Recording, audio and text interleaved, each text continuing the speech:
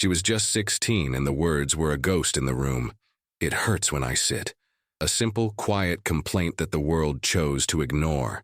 Everyone, that is, except the one man who understood that the deepest wounds leave no visible mark.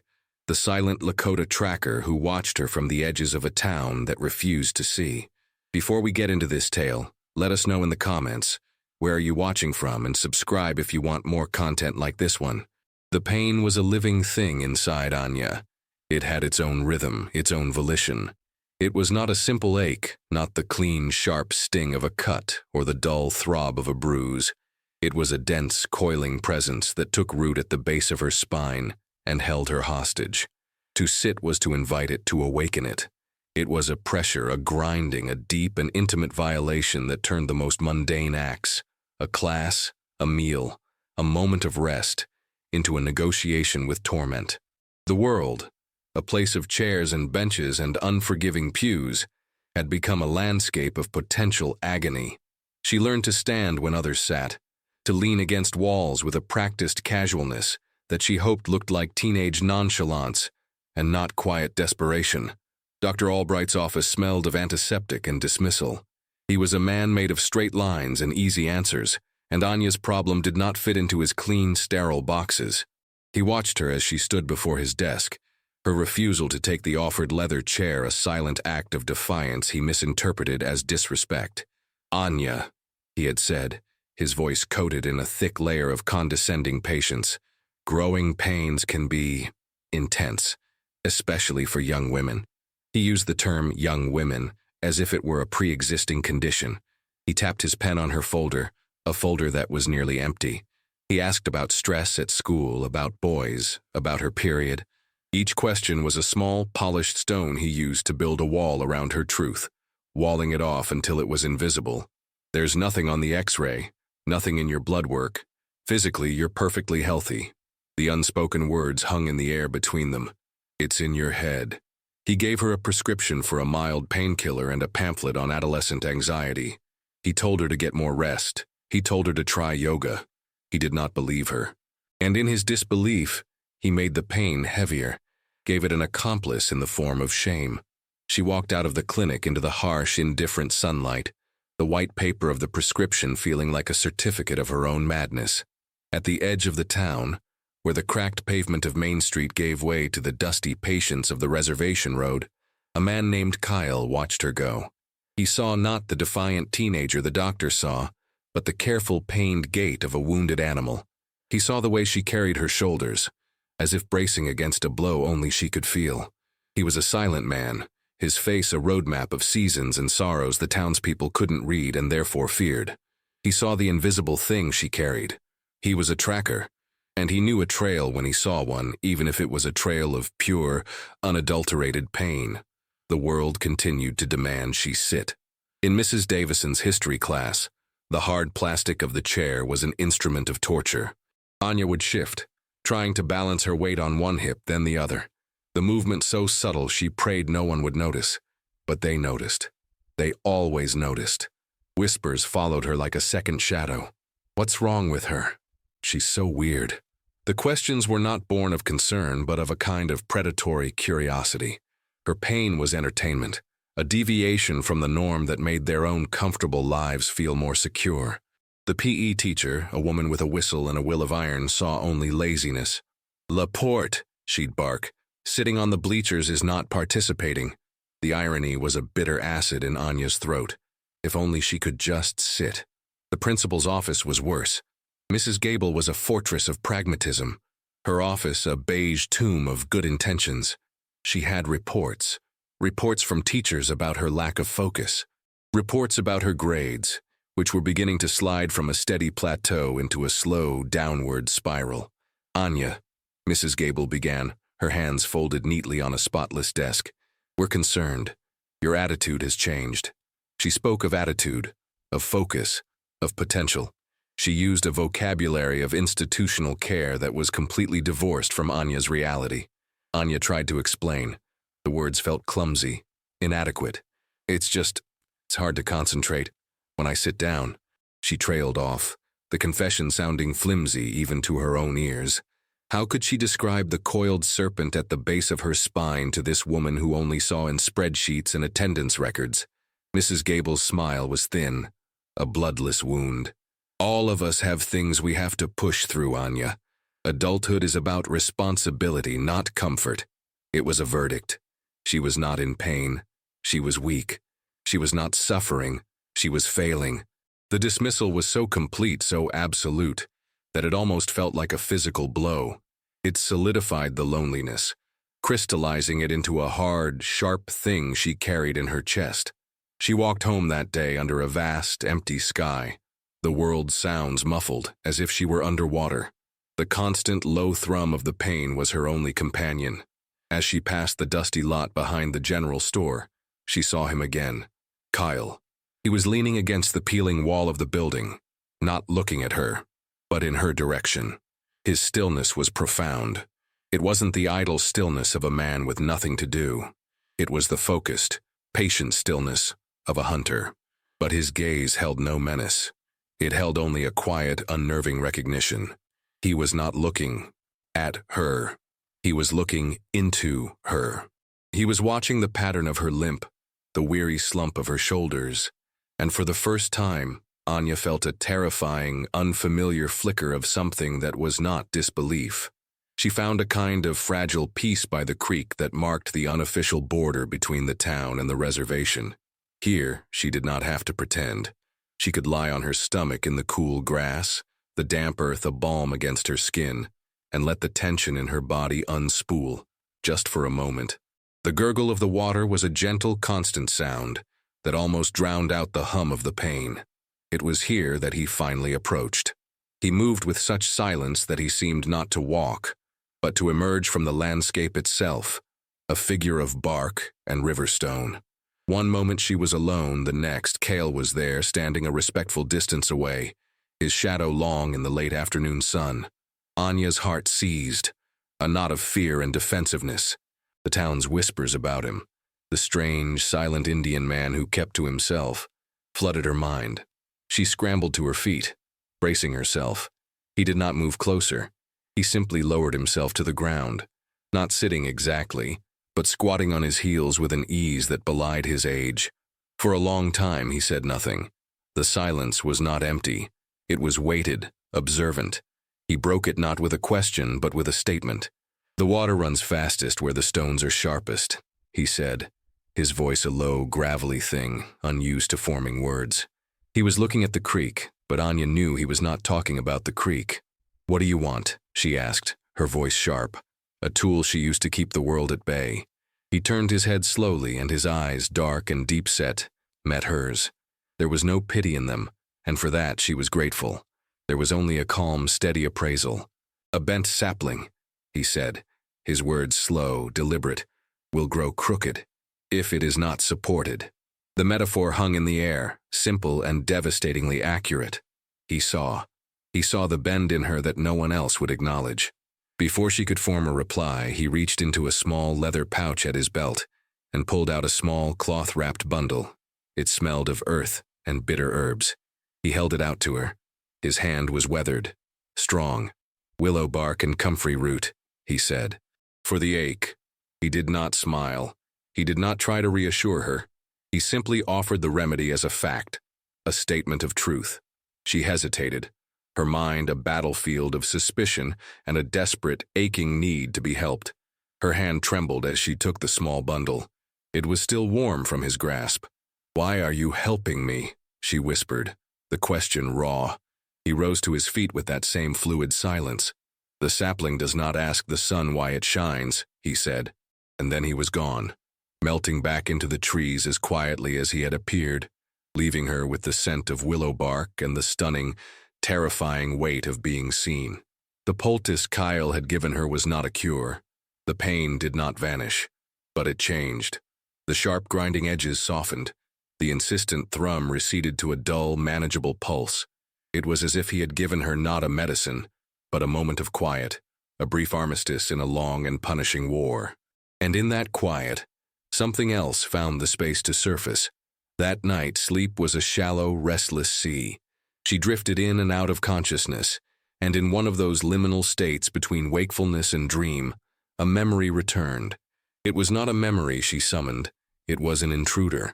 It came not as a story, but as a cascade of broken sensory data.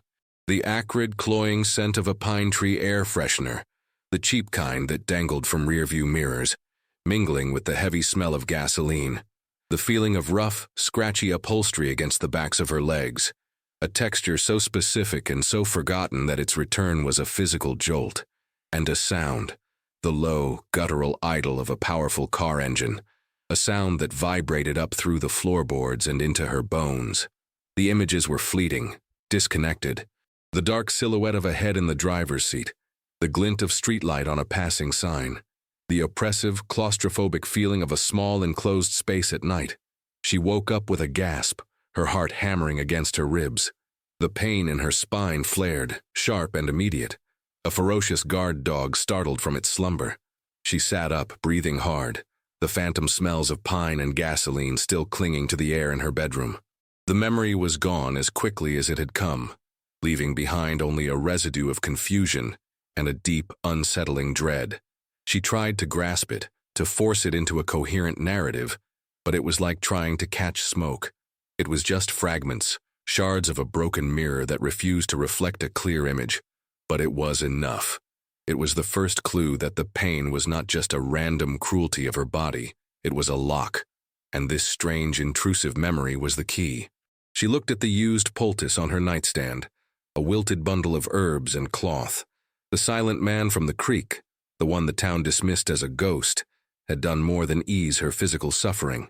He had quieted the noise just enough for her to hear a whisper from a part of herself she had walled off completely. The pain wasn't just a sensation anymore. It was a gatekeeper.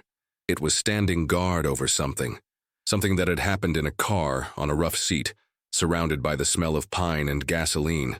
She didn't know what it was, but she knew, with a certainty that chilled her to the bone, that her body remembered what her mind had chosen to forget.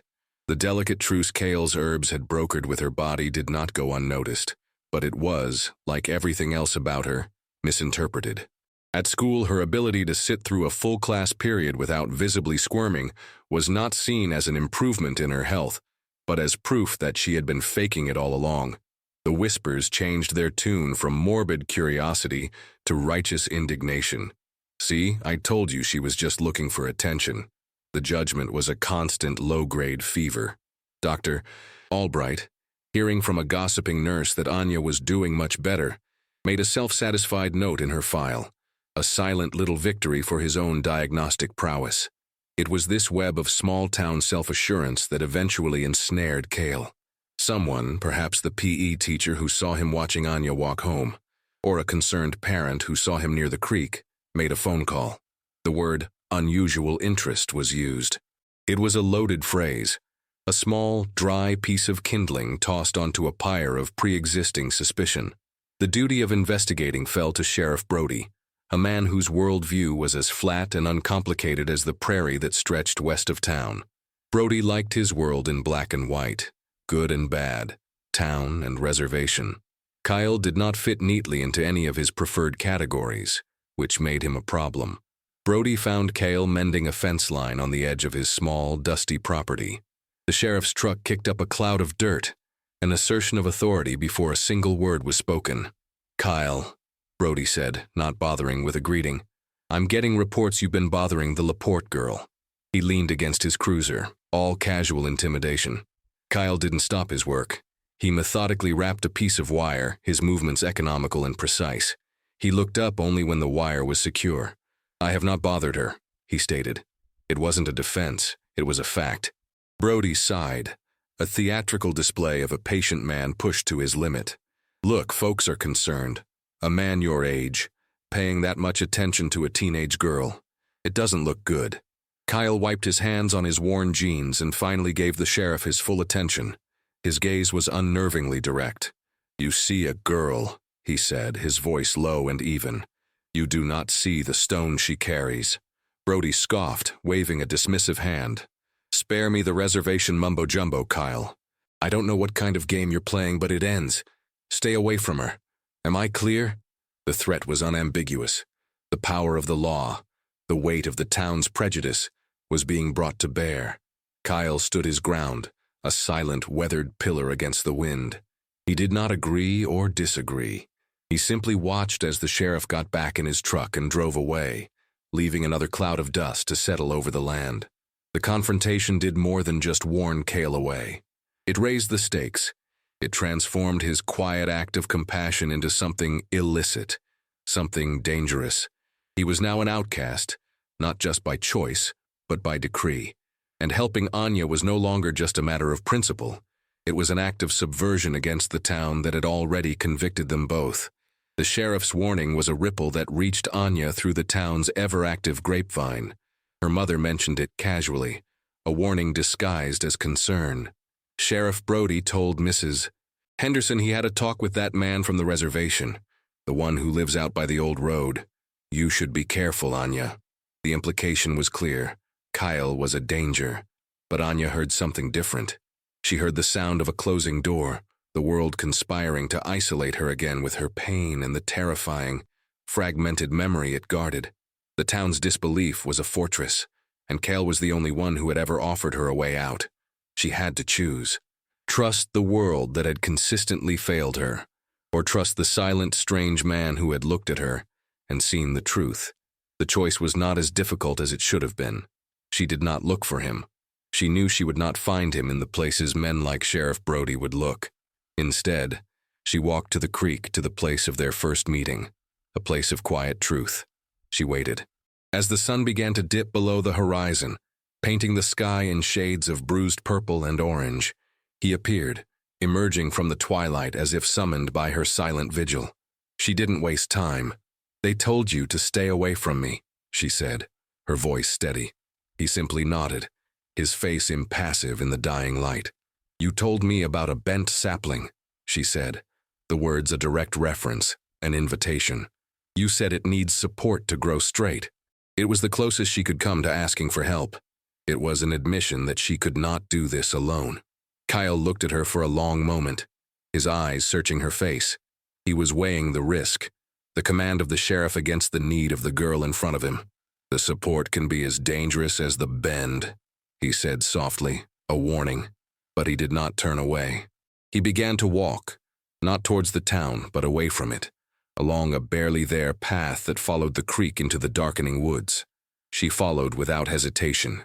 He did not offer answers or explanations. He began to teach. He was a tracker, and he began to show her how to read the world. "Here," he said, pointing to a patch of disturbed earth. "A deer slept here. You see how the grass is pressed down but not broken? It rested. It was not afraid." He showed her a branch stripped of its bark. "Porcupine. He moves slow, but he is always hungry." He was teaching her a new language, the language of signs, of stories left behind. He was giving her the tools. Then he turned the lesson inward. "The mind is also a trail," he said, his voice a low murmur in the quiet woods. "A memory can leave a track, just like a deer.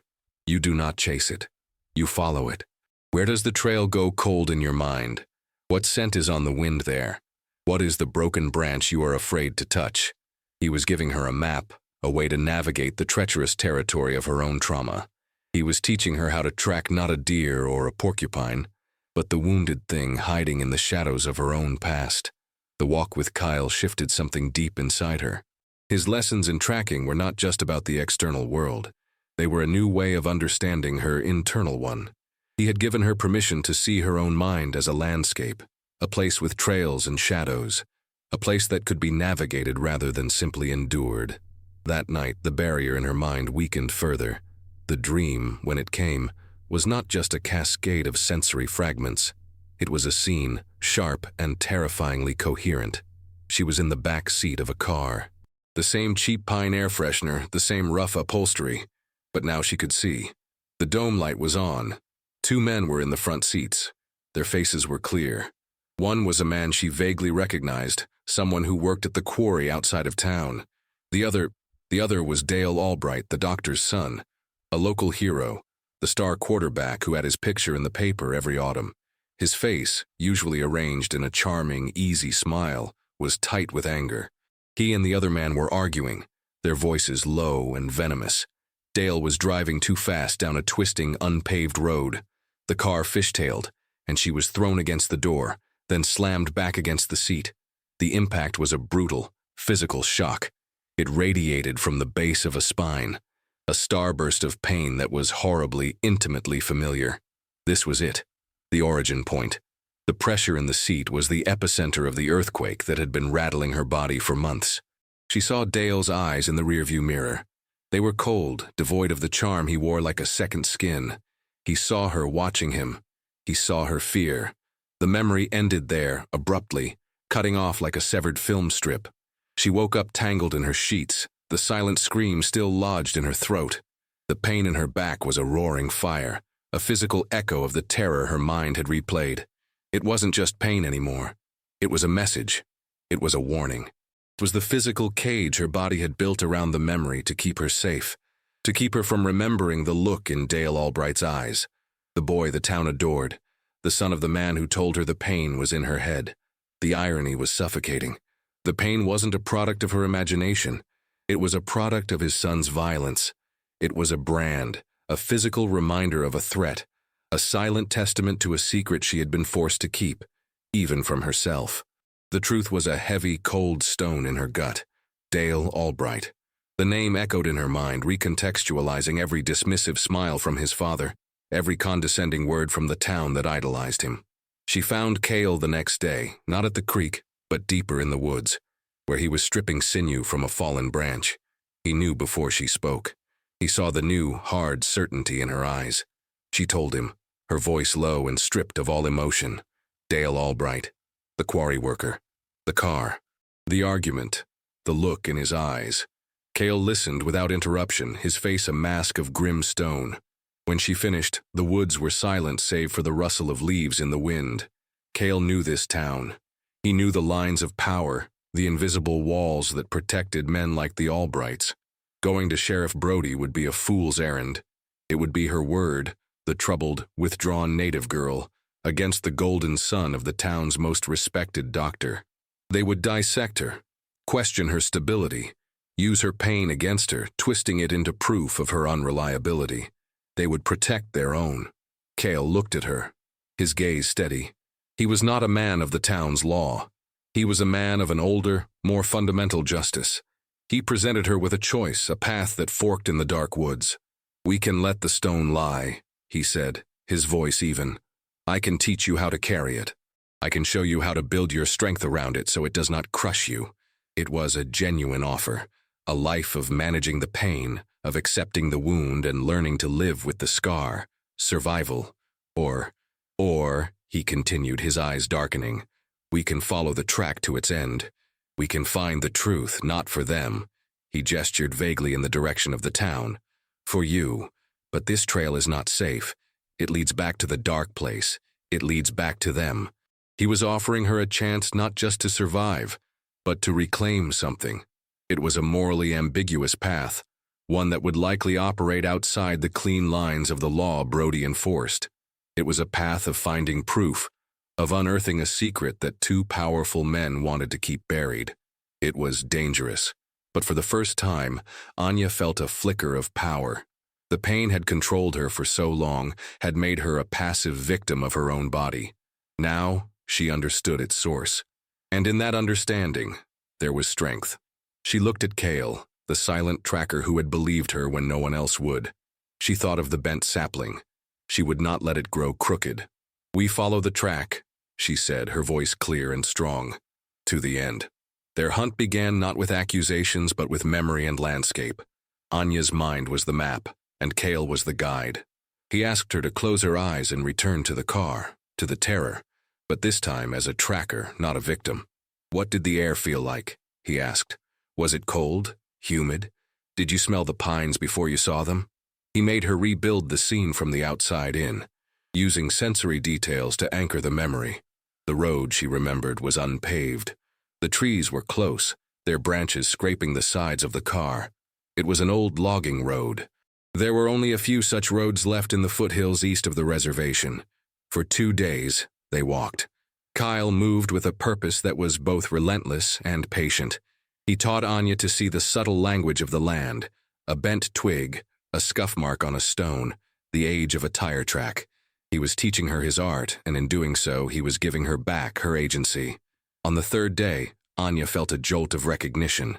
A sharp hairpin turn in the road. A stand of 3 birch trees clustered together like pale ghosts. "This is it," she whispered. "This is the turn." They left the path and pushed into the dense undergrowth. The air grew still, heavy. It felt like a place where secrets were kept. Cale's focus intensified. His eyes scanned the ground, missing nothing. He was no longer just a guide.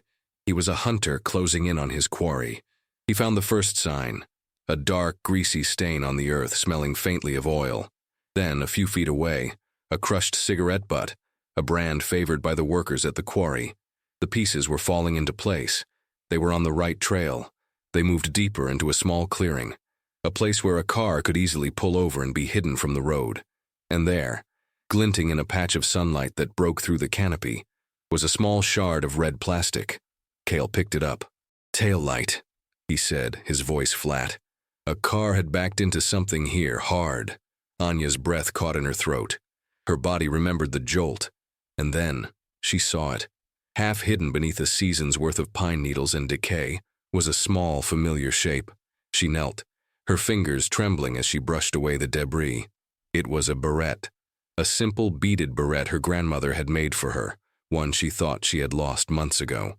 As her fingers closed around it, the final wall in her memory did not just crack, it shattered. She remembered everything. The argument wasn't just an argument. Dale and the other man were panicked.